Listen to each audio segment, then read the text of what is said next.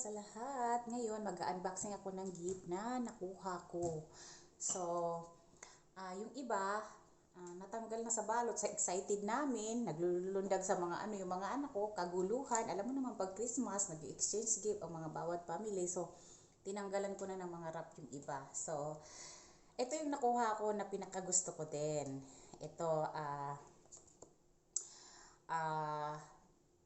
DJI Osmo Mobile. Ano siya? Smartphone stabilizer. So, titingnan natin kung ano yung nasa loob niya. Yan. Oh, meron siyang app na i-download sa phone.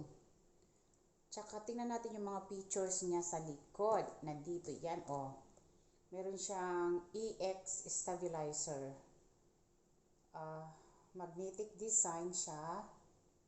Portable and foldable. So, pwede siyang matupi. Meron din siyang Active Track 5.0. Tapos, easy tutorial and one-tap editing. Quick roll. Iikot siya. Iikot na lang, napipindutin na lang siya. Tingnan natin ha, kung ano nasa loob. Ooh.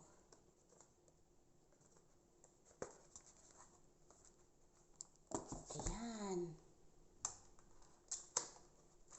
Meron siyang lagayan na bag.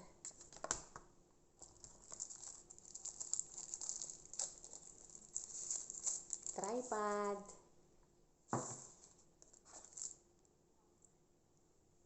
Dito ilagay yung phone. Ito yung sinasabing magnetic. Charger.